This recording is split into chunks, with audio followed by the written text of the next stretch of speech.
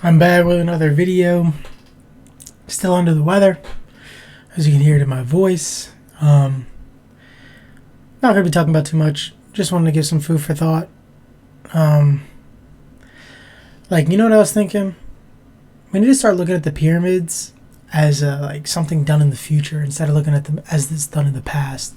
You know, because we look at the pyramids as done like some ancient civilization. We should look at them as some future civilization, because I think knowing that that's a point that we need to reach, right? We're working towards a goal. Like, wow, civilization needs to reach that. We need to go there. And if we think like, wow, that's going to be done, right? Like those pyramids are going to be built, right? Could by our future selves, you know? Because like right now, the pyramids represent how far we have fallen.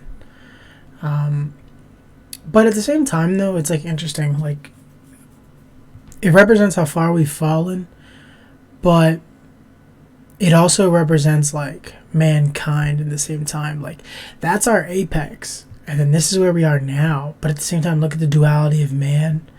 You know, like look what we're able to do. We're able to go and build pyramids, and then we're also able to drop the lowest and wage wars. And you know, it's like, which one do you want to be? You know, and I think there's neither is wrong, honestly, because I feel like both are life. You know, you can't have good without evil, and you can't have evil without good. So, you know, just some little food for thought about the pyramids. But I was just thinking of talking about how far ahead do we really think the system is? Because, you know, a lot of, like I said, you know, every theory now, and the most popular trend is this simulation theory. So, how far ahead is the simulation? And I don't really think it's far at all. You know, I think it's honestly one step ahead. Maybe two. I don't really think it's far at all. And I think you're not able to notice it because you're not thinking about it, right? I think there's signs, and I think we don't know what we're to look for. I just don't know if we know what to look for.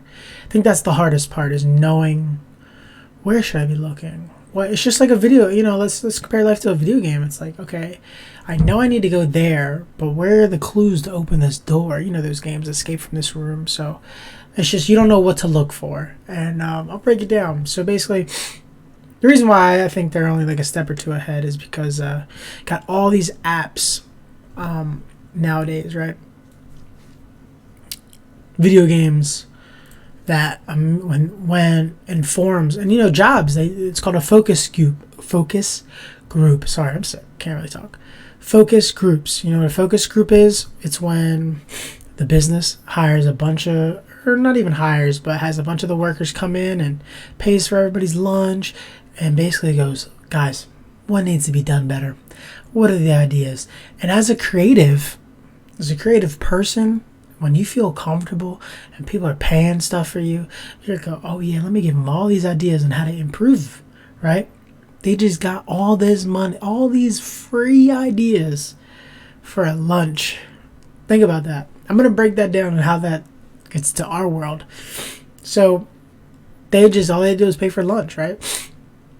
And then you got video game companies and social media apps that go, hey, just let us know what could be going wrong. Hey, fill out some bug reports for us. You know, it helps improve the app. You know, everybody's doing all this stuff for free. You know, that's the main thing, is that everyone's doing this stuff for free. You know, they're filling out, going on forums and telling that company how it should be to be better.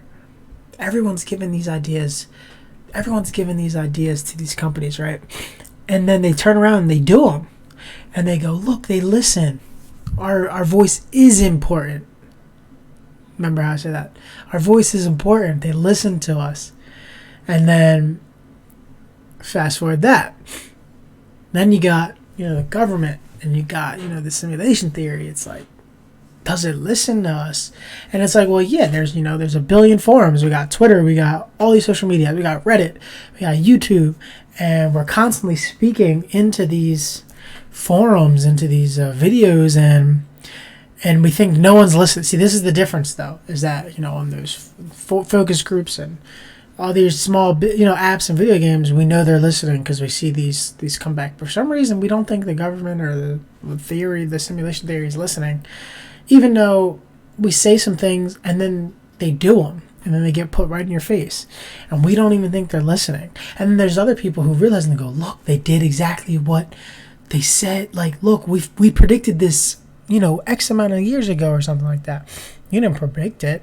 It's just, you maybe helped it out.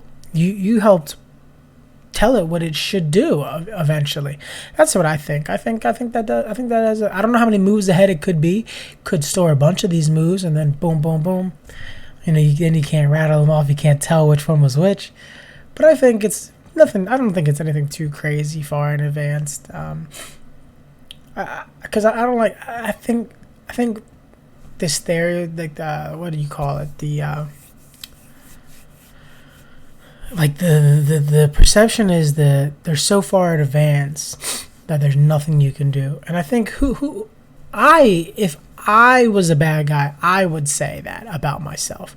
I'm so far in advance, there's nothing you can do. It's just a case so you don't get any hope. Because really, I'm Batman. I don't got no superpowers. Y'all are the ones that got the superpowers. But if I make you think you don't have them, and make him think that you can't do anything, then I'm safe.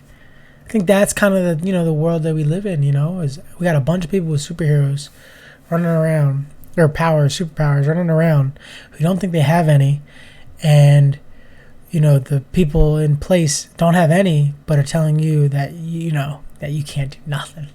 Isn't that crazy? Isn't that cool? But I feel like it's the hand we kind of want it though. So I just find it all interesting. Appreciate people watching. Appreciate people listening to me ramble my thoughts out. It's like interesting, like where our thought processes are going. I don't think people understand that when I'm talking, these are like backlogged thoughts. None of these are like my current new thoughts of what I really think is going on. Because I want us to get, I think the whole point of all these videos is to get us to a point that when I start talking about some new things and we start talking about some really good ideologies, like we're all on the same page, or you're thinking ahead of me and you're helping me think forwardly, because we're all going to get off the path, and I think that's okay. It's impossible to stay on the straight path like 24/7. It's impossible. You can't get upset at yourself if you don't, but it's good to always bounce back, and it's even good it's good to always take a break. Can't always do this. But eventually I do want to get to a place where, like, I don't know, I think there's a place that you can get to where eventually you've thought it all. There's no more thinking to be done. There's just only action left, You can think all day long, but gotta do some action eventually at some point. Hopefully I do some action. I don't know when that will be. I don't know. But I appreciate these people listening. I hope you thought about some things I said.